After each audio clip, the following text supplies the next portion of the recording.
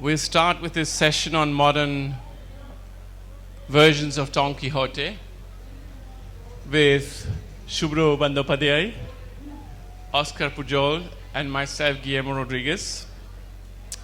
Let me first start by saying that I'm going to tell a very quixotic anecdote which happened just now, 3 minutes ago. I was sitting in this same festival, I think it was 2 years ago, and I was going to speak on A.K. Ramanujan. And with me was Jerry Pinto. And the presenter introduced me as the famous Mexican TV presenter and former bodyguard Guillermo Rodríguez. I said, yeah, that's me. So we all laughed and said, well, somebody must have Googled my name, and I think Guillermo Rodríguez is a fairly common name around the world. So 1 month later, somebody sends me an article. Jerry Pinto wrote in a newspaper, what can happen in a literary festival if you Google somebody's name and you don't know who you're going to introduce. And he wrote it in a very ironic mode. He didn't know that I read that article, and I wrote an email to him and I said, hey, this is Guillermo Rodríguez, the Mexican TV presenter. You wrote about me, and you wrote about the wrong person. So this is to say that identities, can be imaginary, and you don't have to go by a name. Not always. So let me just introduce my friends very briefly, Subhro and Oscar. Subhro Bandopadhyay is a poet in Bengali and in Spanish. He teaches Spanish at Cervantes Institute, and I would say he's probably the best example of what an Indian scholar can do when he spends time and gets immersed into the Spanish language and goes very deep into the culture and brings it back. So he's got the best of the Bengali Renaissance and the Spanish Renaissance, I would say, in a postmodern or post-postmodern mold. So he's well versed in the Indian Bengali and Indian in general tradition, as well as in the Western Spanish tradition. Again, a reverse maybe approach to this intercultural ethos that we bring to you today is Oscar Pujol, who went the other way. He spent a lot of time in India. He's a scholar. He's the director of the Cervantes Institute in Spanish Center in Delhi, which is our prestigious flagship center to promote Spanish language in India. And he spent over 20 years, around 20 years in India, working on a dictionary. What kind of dictionary? Sanskrit Catalan, which was then published a few years ago and which has now has been published. It's probably one of the most important contributions ever in recent decades of bringing Sanskrit into a modern language like Spanish. So a very well-known Indologist, Sanskritist, and a person who is also writes essays, he publishes, and he also translates.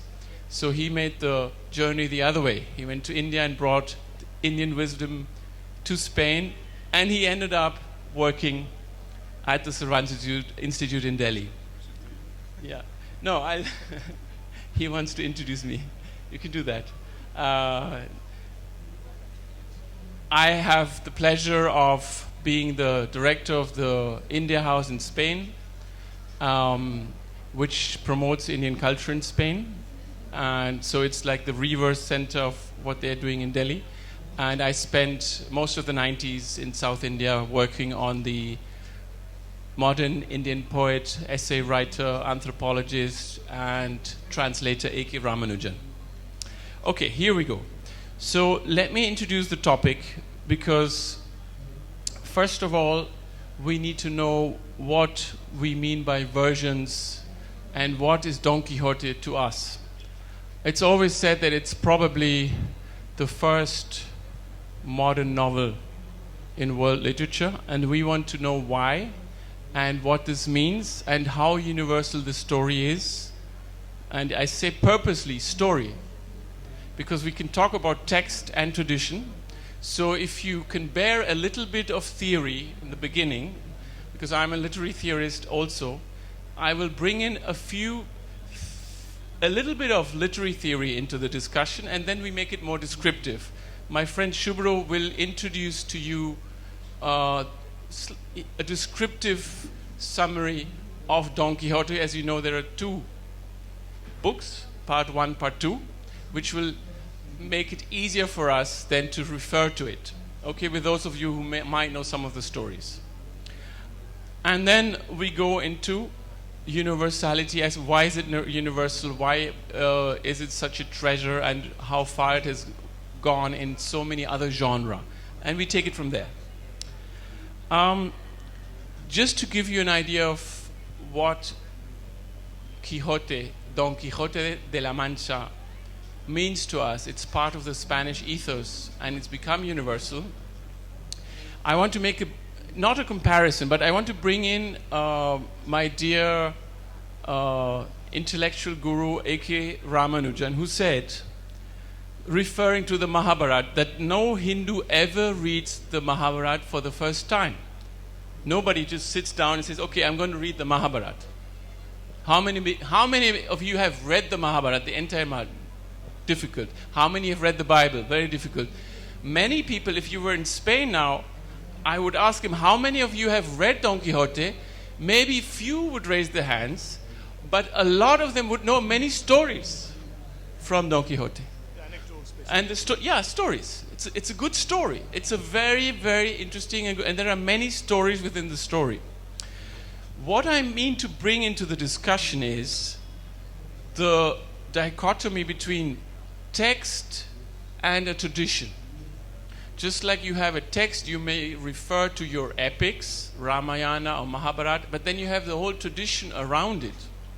Of course, I can't compare the tradition of Ramayana or Mahabharata with Don Quixote, which is a modern modern 17th century text.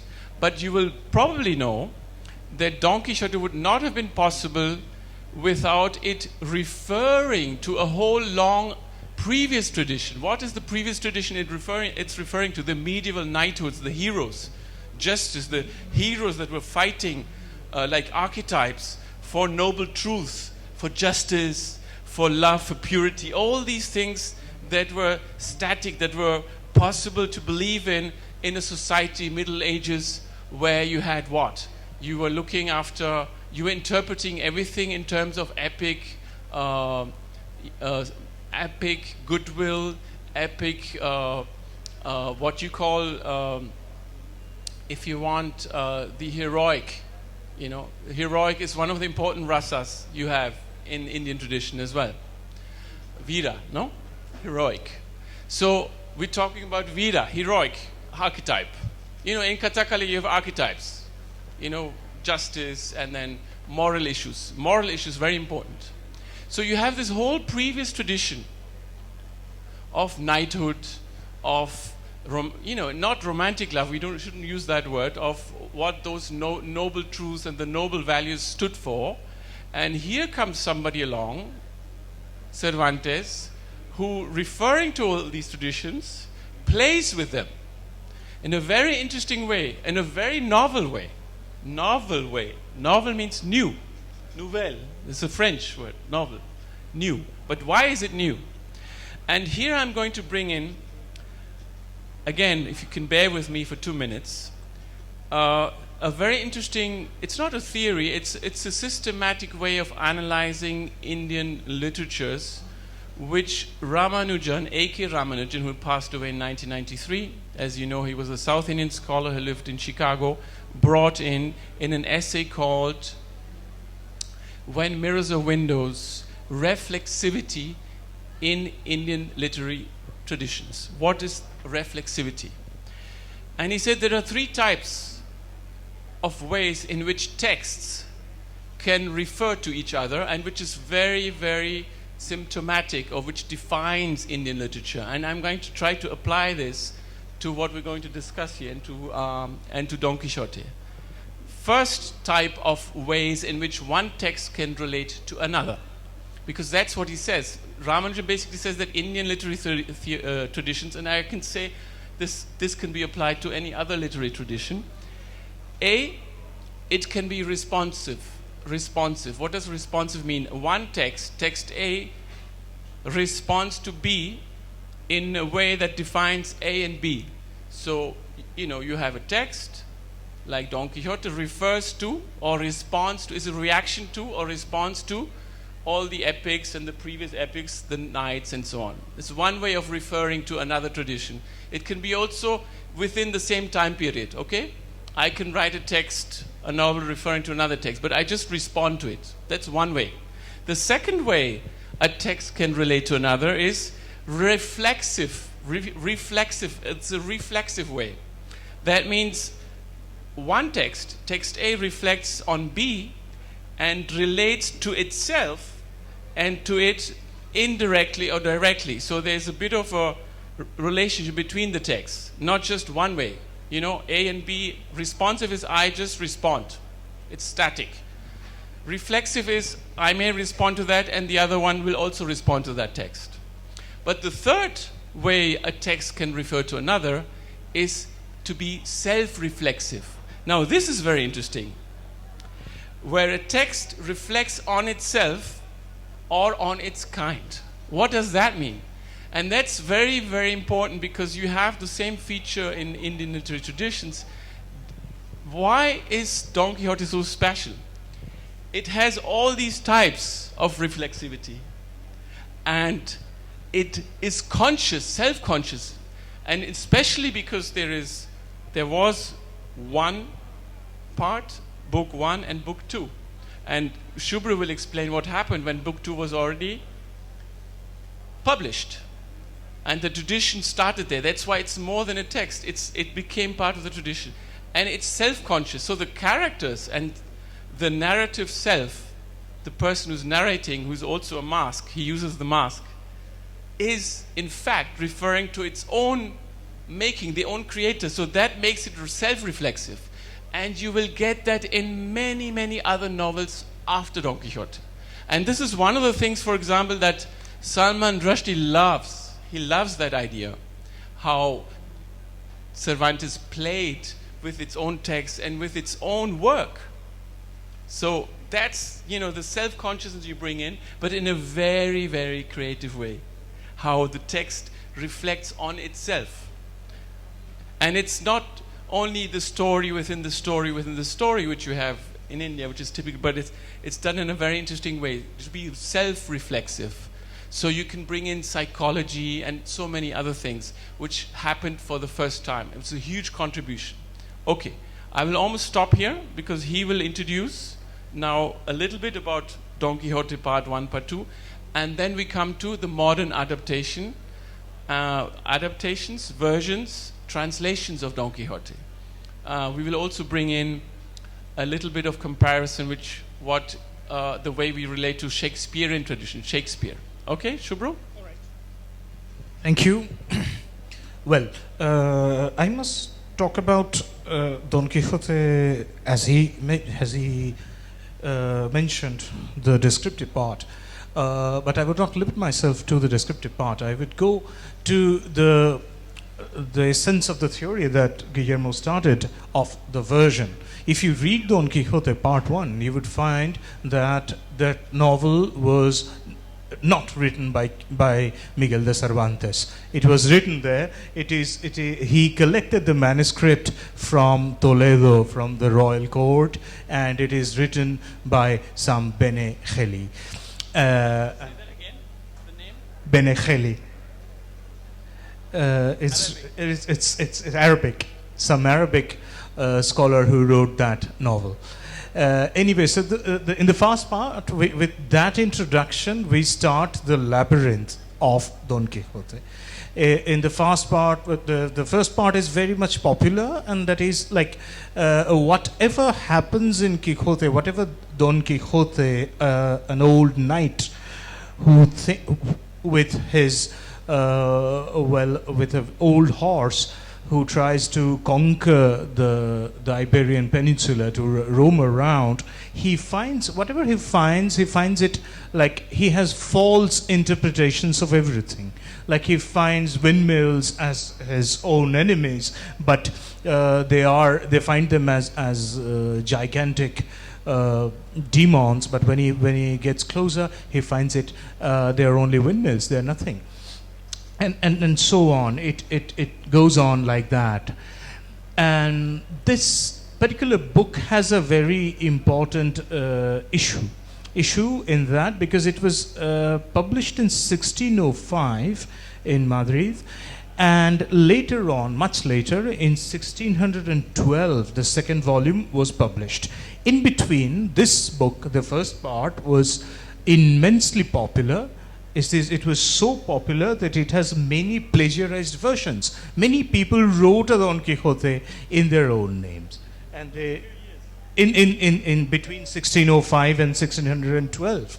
So there are many versions of Don Quixote available, and better remember that Miguel de Cervantes, like he tried all throughout his life to be a poet, to be literally a poet who write in verses, but he was, and of course a dramatist, but nobody took him seriously, because that was Spanish golden century of literature. There was Francisco Quevedo and Luis de Góngora, who were real kings and kingmakers.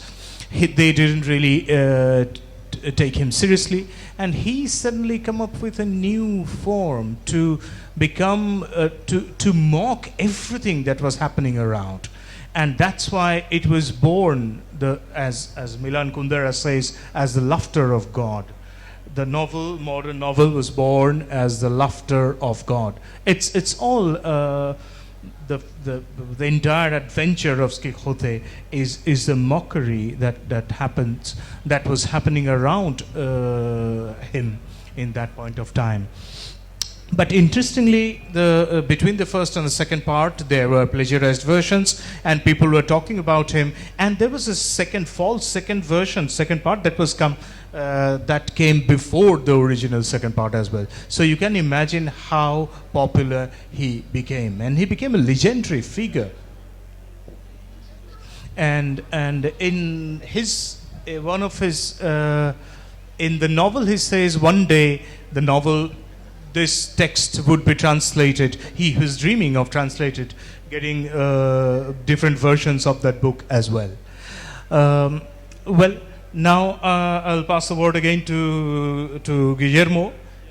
Maybe we should expand this idea, because this is very interesting. The prophecy that you just mentioned as we were coming, and also, I mean, this is so amazing. In the second part, which was published, like a few years, 7 years later, 10 years. Yeah, exactly, 10 years, because we just celebrated the 400th anniversary. This 10 years after he published the first part, in the very text in the book, he has to mock the version that was published before. So we're talking about the first versions before we can talk about modern versions. I mean, modern contemporary, because modern is already a tricky word.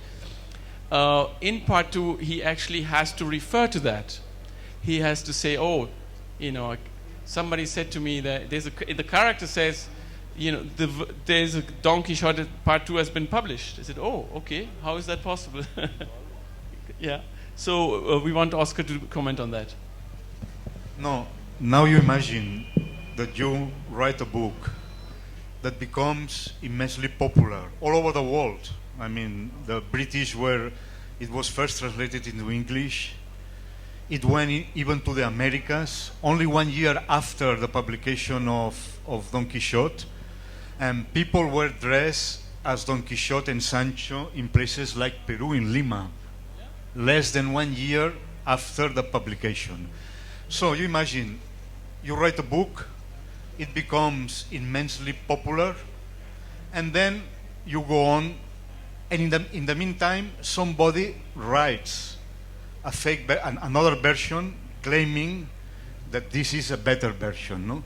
What I want to say is that Cervantes wrote the second version because that fake version was in between.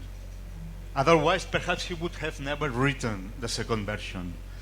And it's quite amazing because in the second version, Cervantes himself appears, Don Quixote goes to Barcelona and he sees his own first book being printed in the press, right? So it's very interesting also because Cervantes, according to the fake version says that he will write another story, the fake author, about Don Quixote going to a city called Saragossa in Spain.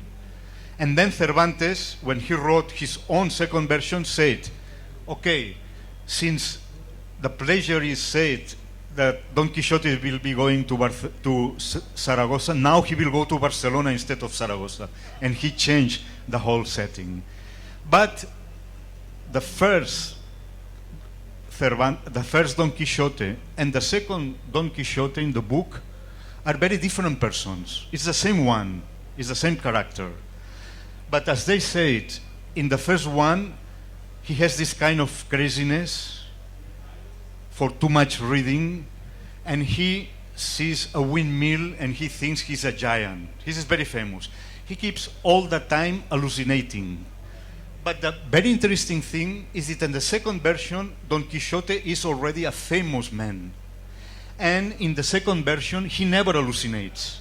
But the people around him confabulate to make him a world belief. I mean, they say to him different things that they don't exist, just to make him believe, you know. So that's very interesting, because in the second version, he is much more lucid than in the first, but the people around him try to show him a make-believe world, no? So the two are very, very different. In the second version also, Don Quixote, as Guillermo was saying, is reflecting, he says, somebody wrote a history of my life, and it has become immensely popular all over the world, and it has been printed so many volumes of Don Quixote, no? And he says, and I think that this book will be even more popular, and it will be translated in all the languages of the world, a prophecy that became true. Because we see we have a Malayali version, we have versions in almost all the language of the world. So that's very interesting, this self-fulfilled prophecy about the immense popularity of the Quixote. I would just finish this saying one thing which I think is very important. Why, to be the creator of the most important literary genre of the modern literature, which is the modern novel, is not a small feat. Before that, the novel as we understand today didn't exist. We had novels, that's true, but they were not modern novels. Just to start, as Guillermo said, because the characters were always stereotyped. Cervantes, he writes the very first characters that are real men, with all his contradictions, doubts. But what I want to say is why this happened. This happened, and it is very important to understand, because Gutenberg invented the press. And with the invention of the press, they started a new way of reading, which didn't exist before the press. Before the invention of the press, nobody read books except a few monks in a monastery. Readings were public. People will congregate and they will read aloud a text. But when the printing press came and books began to be printed, what happened is that people took the book and they read silently and alone in their own rooms. This is a very important thing. For us, reading is to be alone, open the book, and read without saying anything. And this is a completely modern thing. And I want to say this because during the 16th and even during the 17th and up to the 18th century, we have many literature saying that reading alone and silently is a very dangerous thing. If you keep reading, you know, it creates melancholy, depression, you become obsessed with the book.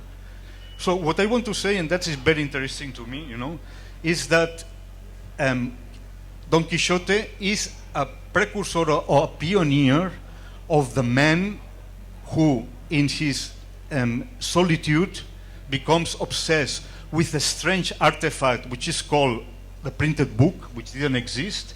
He spends all the night reading. His brain dries of so much reading, and he says it literally, no? And then, you know, he begins to believe all these fictional stories. I say this because the Gutenberg era started in the 15th century, gave birth to the modern novel, gave birth to a new form of reading with silent reading and intimate reading in the solitude. And that was a very dangerous thing compared. And what I want to say is that, and he creates this craziness. Now we are, I would like to say, in the post-Gutenberg era. And that's very important to understand. So the same things that are the post-Gutenberg era, sorry to be so long, I finish now, began on, I think, 8th or 9th of January of 2007. Why I say so? Because on that day, one person introduced to the world,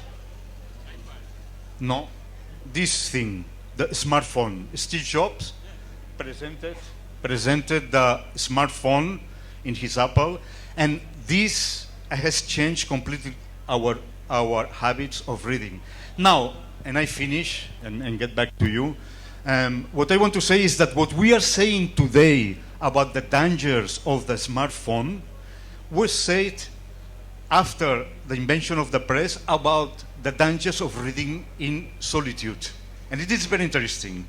So Don Quixote is not only a precursor he's also a precursor of the net addict who spends all the night, you know, attached to his screen with this small thing. And finally, we can also think, if the invention of the press created new trend in the modern novel, which kind of literature will be born out of this technology? We don't know.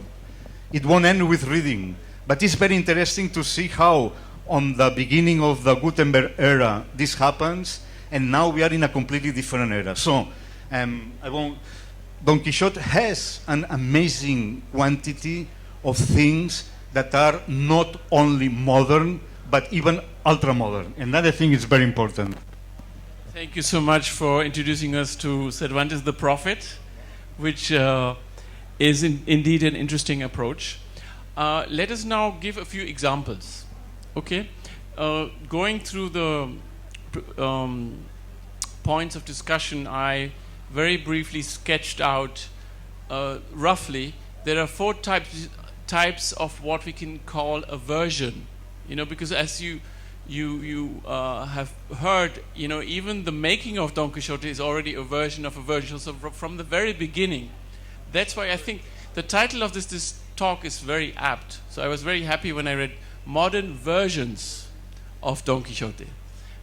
Even the second book is already a modern version of Don Quixote, even in our book.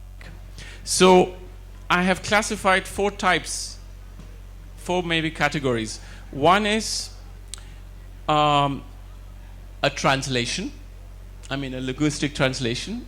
As Oscar said, from the very beginning, the first book, it was translated into other languages. Even Shakespeare in Cardenio, they say one of his works was inspired by, and they say he read Shakespeare. By the way, how many of you knew that Shakespeare and Cervantes died not on the same day but the same week, it's so to say, 1616. So we celebrated the 4th centenary in 2016. How many of you knew that?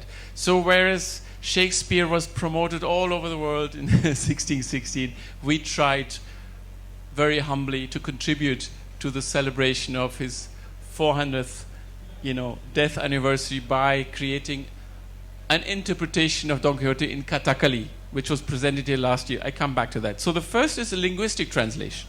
It has been translated to all languages. Of course, that's one controversy, a topic of controversy, translation issues, so and so forth, betrayal in translation, or when the Quixote is translated in Malayalam, for instance. Something very funny happened when we tried to adapt Don Quixote in Kathakali, because the Kathakali artists, they could only read it in Malayalam. And the Malayalam translation was done by a Jesuit.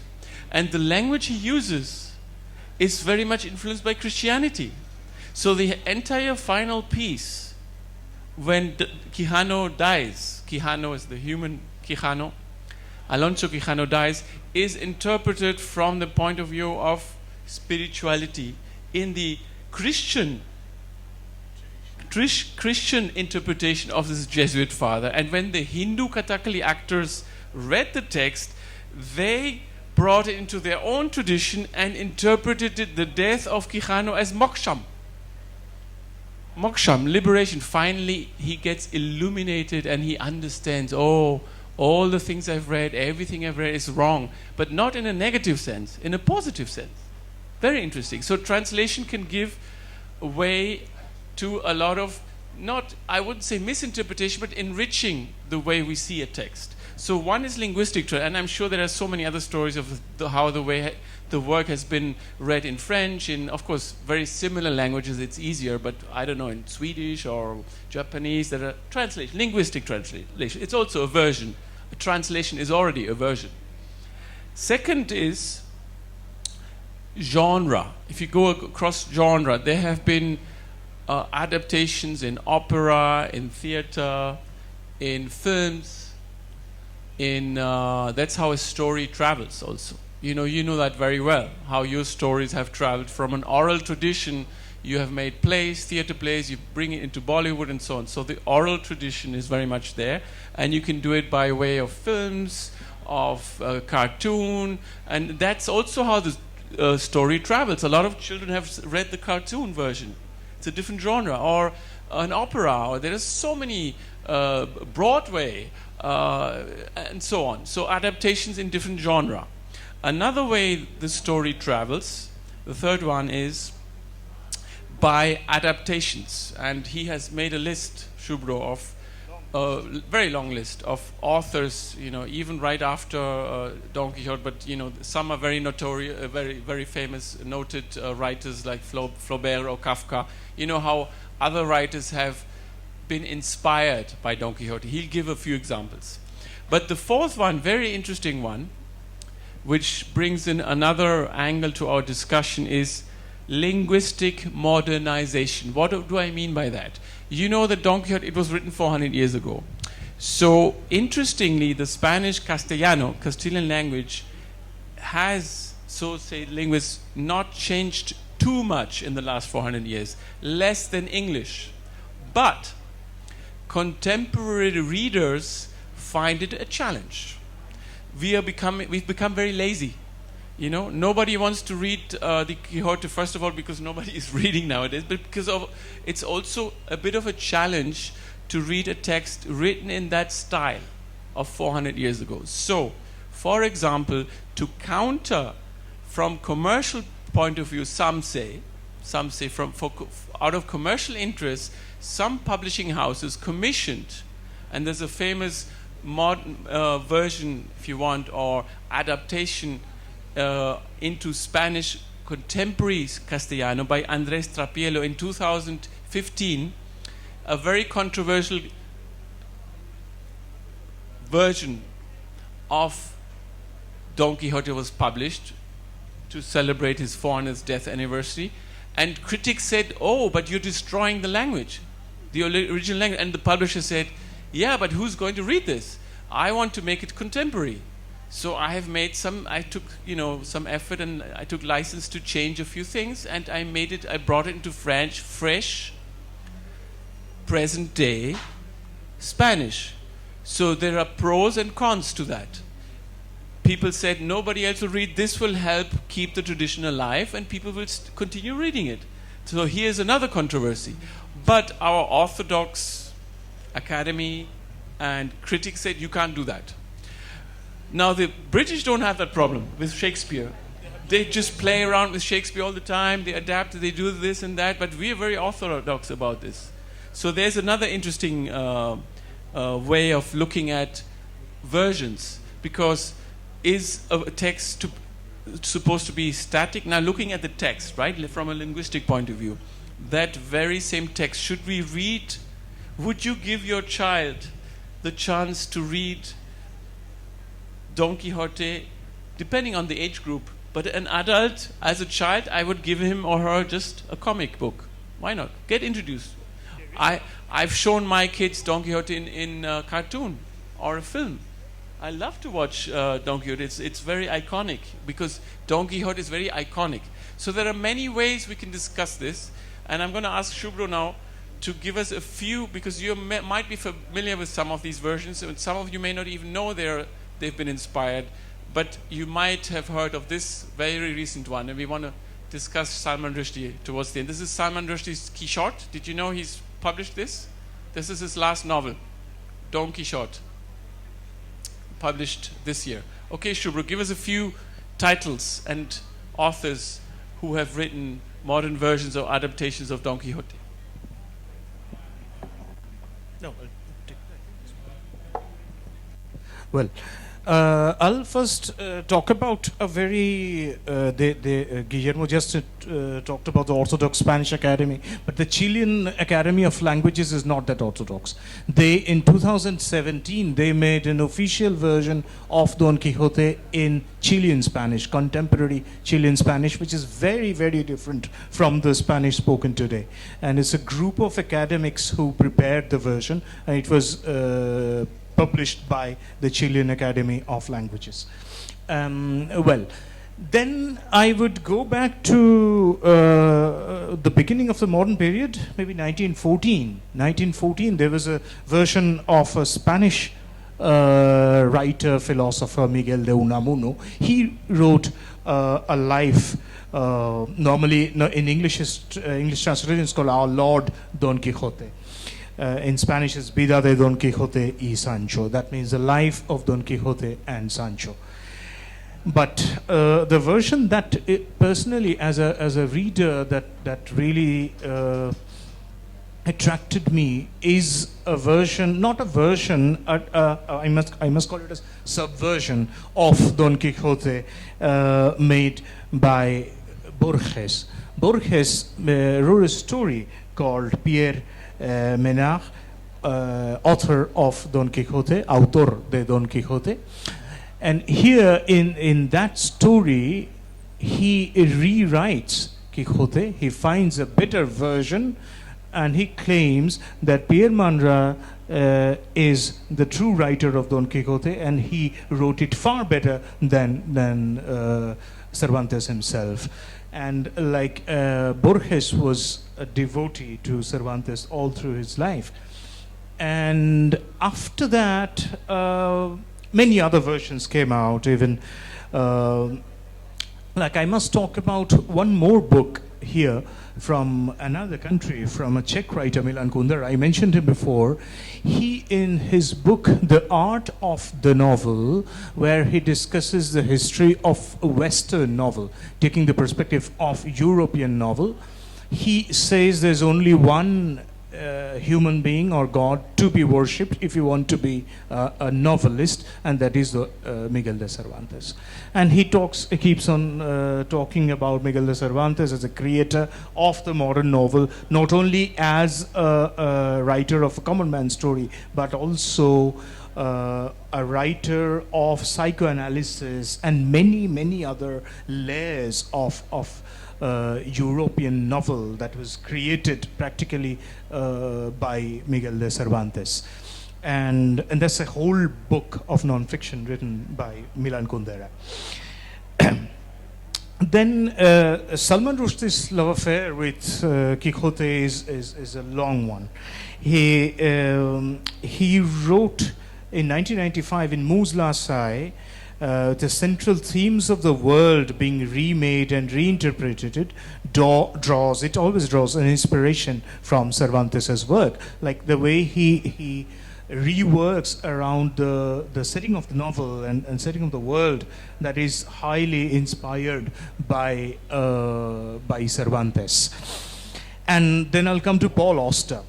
Paul Auster has Paul Auster in City of Glass in New York trilogy, and it's a postmodern detective story. The protagonist Daniel Kin is molded after Quixote. Many people believe that. Even Auster said that in an interview. This novel, in that novel, you would find an explicit discussion of Don Quixote's authorship. Like Paul Auster is a fascinating writer. He writes a sort of metafiction. That is, again, we have to go back to Quixote as origin of metafiction in this whole world. And Daniel Keene is a person who is almost like Quixote in a postmodern setup of New York City. And there are many others. In 2009, Going Bovine by Livia Libabre, a YA novel about a 16-year-old high school student with transmissible spongiform encephalopathy, mad cow disease, and contains many allusions to Quixote in plot, themes, and characters. Like Quixote the resonance of Quixote is everywhere in all the prose fiction written in the Western Hemisphere from the publication of that novel.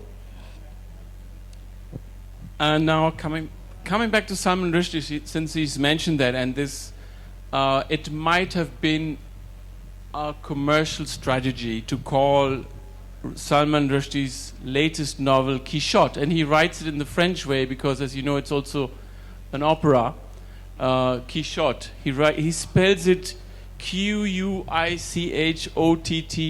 on purpose, because he's not exactly claiming. If he had written it with an X, I think this is a good move, the way he writes it, because he says it's a French adaptation.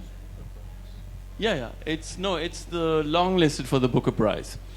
But this brings us, of course, he even mentions in the book, maybe to justify the choice of his title, that we may have pronounced X more as sh than ch. This is also interesting.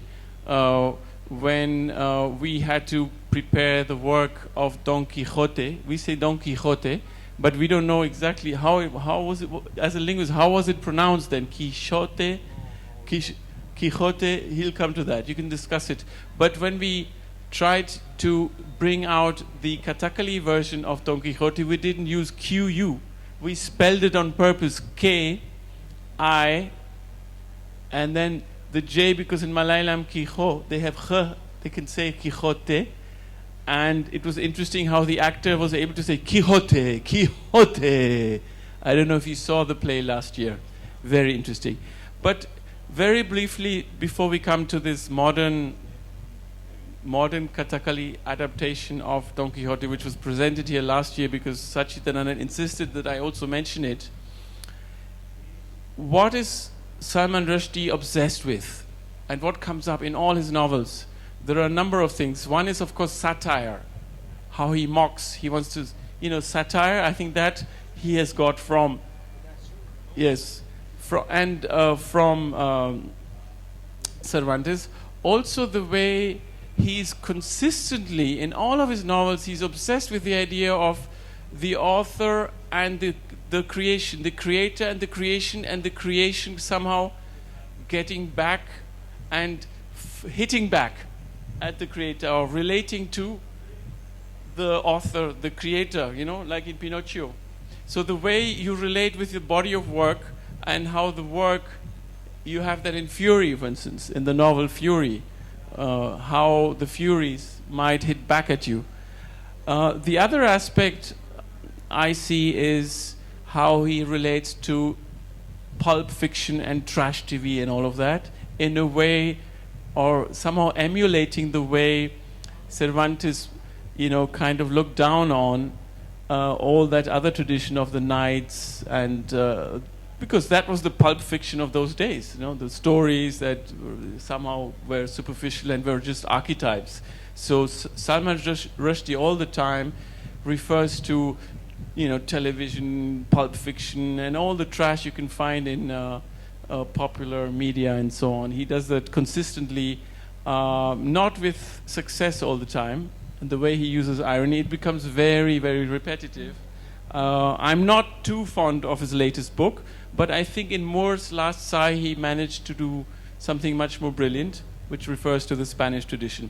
So emulating some of these techniques, not just the story, is also important. And I think it is fairly honest or to say that we could not have had magic realism without Cervantes. We could not have had a Garcia Marquez. We could not have had Günter Grass. We could have not have had Salman Rushdie. They're not on the same level. I don't think Rushdie has yet reached that level. But maybe we can discuss it with him next time. I wanted him to come for this session. Seriously. It was a quixotic idea. Why don't we invite Salman Rushdie? We can discuss it with him. But there are many other issues outside literature that may advise us not to invite him over here. But we should probably do it, maybe in Spain. We should invite him and discuss his novel and Don Quixote. We can have the same discussion, all three of us, with Salman Rushdie. Why not? I think we should. In Delhi. Yeah, Delhi, no, not in Delhi. No, not now. We can do it in Madrid. He's been coming quite often, and I think we should try that. I'm going to tell you a very interesting side story of what I mean by the work of art getting out of control or becoming alive by itself, which is in a way what happened to Cervantes.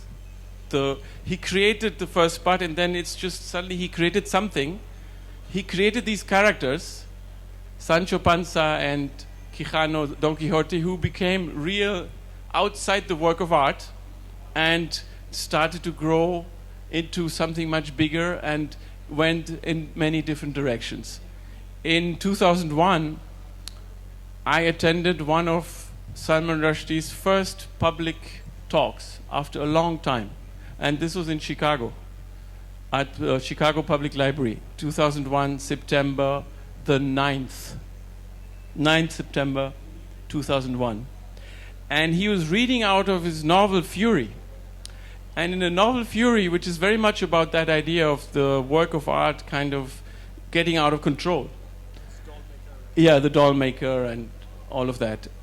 He read very few passages, and one long passage he read out, I don't know if you've read the novel, there's a passage of a taxi driver in Manhattan, he's called Ali, shouting and prophetically, Allah will come and destroy the city of Manhattan. And it's in the novel. And 2 days later, I switched on television. I was sitting there at University of Chicago trying to work on my thesis, and I see how two airplanes, crash into the towers. And the first thing that came to my mind was, of course, the people that were, jumping out of it. But maybe the second thing that came to my mind is, where would Salman Rushdie be now, and what would he be thinking? Because we all know that actually it is reality who imitates fiction. It's not the other way around. So I think works of art, novels, as Oscar says, have a life of their own.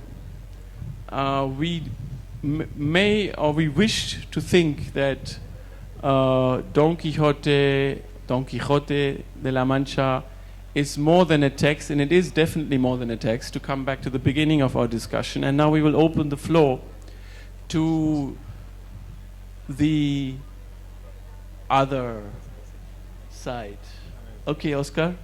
No, just a last comment, no, because I am the director of the Instituto Cervantes in New Delhi, but the relation between Cervantes and Don Quixote is very interesting.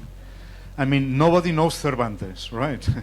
We have the Instituto Cervantes, but very few people, really know who was Miguel de Cervantes. Don Quixote is much more famous than the writer himself. But I want to say that Miguel de Cervantes, like Don Quixote, he had a very interesting life. He fought, he was wounded in a very famous battle with the Moors in the Mediterranean. He was put into jail, and he had many different adventures. He was the world was not fair to him. He was a man who suffered a lot.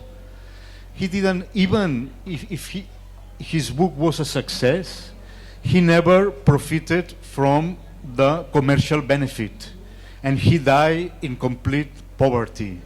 He was, he was sepulted in ¿cómo se llama? He was sepulted, not in a proper place, but along with many people in a complete. We didn't know exactly where he was till very recently. So life was very hard on Miguel de Cervantes. And I think Don Quixote is really the alter ego of Miguel de Cervantes. And that's very important, because through him, I think, he expressed all the suffering and all the pain that he had in his life, because he was not duly recognized, even making that famous novel. And I think that's very important. The relation between the two, can be seen, and even Don Quixote himself. He himself, Cervantes, treats at the beginning of the book, in the first, say, 12 chapters, 12, 15 chapters, Don Quixote gets more than 8 beatings. He's badly beaten by people, and he's an old man. He's 50 years old at that time. So what I want to say is that I think Miguel de Cervantes portray the irony of this world, where very well-minded people, are brutally persecuted and are very badly treated by reality and by the world. And I think that's also an important lesson. Thank you for pointing that out, Oscar. Now let me ask the audience to comment, make observations or questions.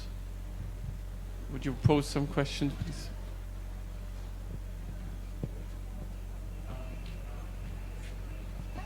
Thank you so much for that very fascinating discussion about Cervantes and how Don Quixote was received by the world and embraced by the world and loved by the world. I was wondering if you could talk a little bit about how Cervantes himself received the world at that time. What were his influences? And you mentioned that he had a really hard life, and to write in that situation would have been immensely hard for him. And I was wondering if you could talk a little bit about his influences, his literary influences, and the tradition into which he was writing.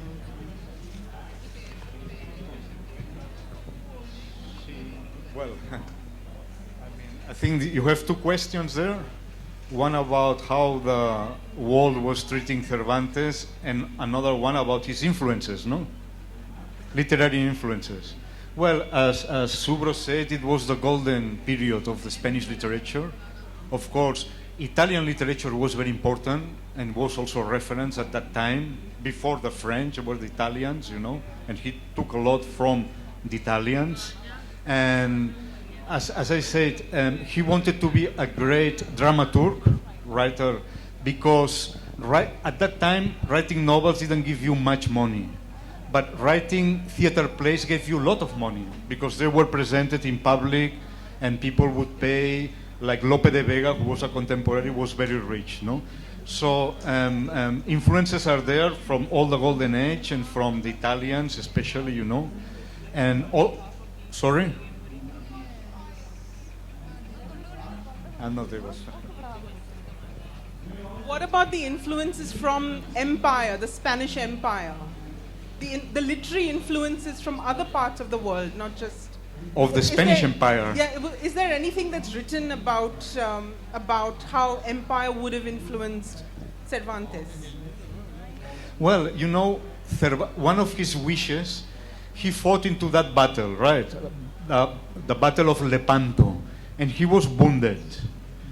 But he was an officer, and after he was captured by the Arabs, and he was put in jail for 5 years, and after he tried to escape, I think 4 times, he was never successful. His life is a novel in itself, no? He was never successful in evading from the jail. But he, finally he was, some people pay a ransom for him, and he was brought back to Spain. So he had high expectations because he had fought so well.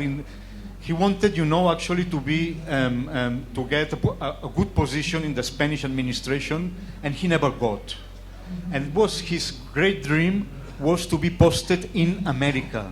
He wanted to go to America, but he never went to America, right? Because the Spanish administration never gave the importance that he had. So that's very important.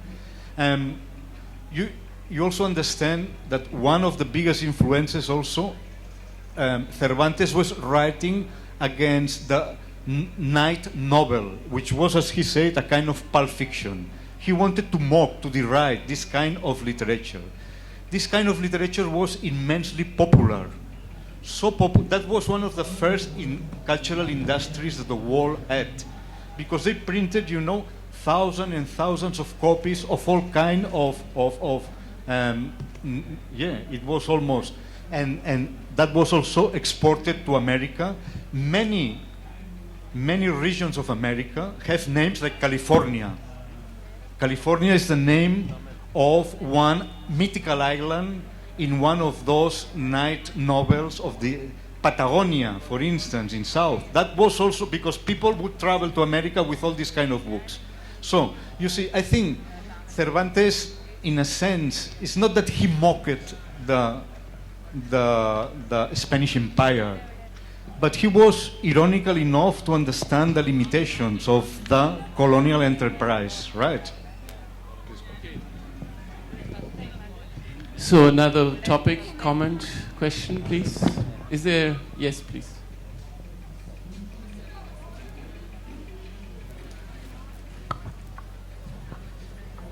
Let me confess, I don't remember the entire novel right now. It's a personal question. Whenever I think of this character, I remind a Shakespearean quote: "Though this be madness, yet there is a method in it." Okay. Can we perceive Don Quixote in that way? That's my first question. It's maybe a personal interpretation. Second thing, can we perceive Don Quixote as a counter absurdity against all our life?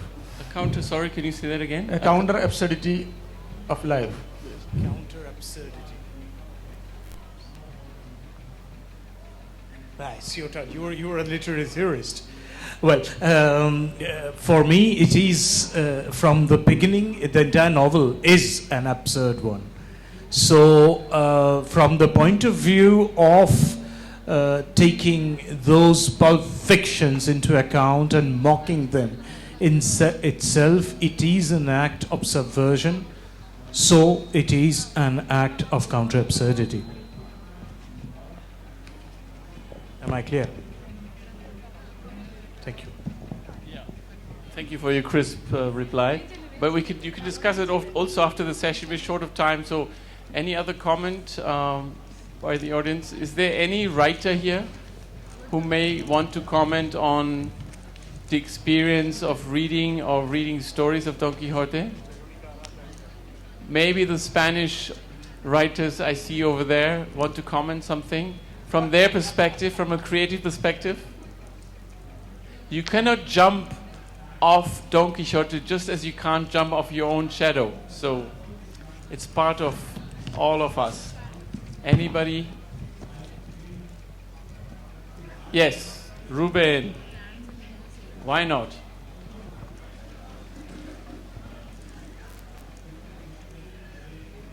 I think we're facing tough competition here. I think there must be some very interesting sessions going on, but anyhow. Now, as a Spanish, well, not as a Spanish, yes, as a Spanish writer. I was going to say just as a writer, but as a Spanish writer, I guess the same thing happens to British writers or English writers with Shakespeare. The figure of Cervantes is absolutely unavoidable. This is something that you have to deal with. Okay, if you don't consider Cervantes before you begin to write, you will never be able to find your identity as a writer. So the first thing that you need to do is to contend with Cervantes, okay? And one of the first things, a lot of people consider Cervantes the inventor of modern novel, and one of the reasons that's so is because he was the first writer who actually get into the psychology of the characters, okay? And that is a huge lesson to all writers. And that is something that, then there's been a lot of experimental fiction writing, etc. But as I said, before you do anything as a writer, the first thing that you need to do is to write and assimilate and understand, try and understand Cervantes. So there is no way around Cervantes in Spanish literature, I believe. Absolutely. I wish we had more time to discuss about the psychology. But for instance, Flaubert, you know? Gustave Flaubert, you can't understand Flaubert without having, in a way, read Cervantes or mentioned his work. Okay, I think we call it a close. It's 1959, and I would like to... oh, okay. Does it mean we have another 8 minutes? No, we don't. It's 8 o'clock. Good. So just want to make an announcement here. There are many more interesting, wonderful, exciting sessions on Spanish literature tomorrow. I don't know the timings. I don't have the program here. But today we have, after the wonderful Kathakali by the great master Kalamandalam Gopi, it's an honor to go to that show. We will have, at about 9 p.m. at the main venue, a flamenco music show, which we would like you all to come and enjoy. And we're very privileged and honored to have this large delegation from Spain, which we were able to bring thanks to the collaboration of Castilla y León Junta and Cervantes Institute and many other institutions. And thank you, Oscar, for joining us today. We told him only 2 hours ago. Thank you very much, dear audience. Please continue enjoying this wonderful festival. Thank you.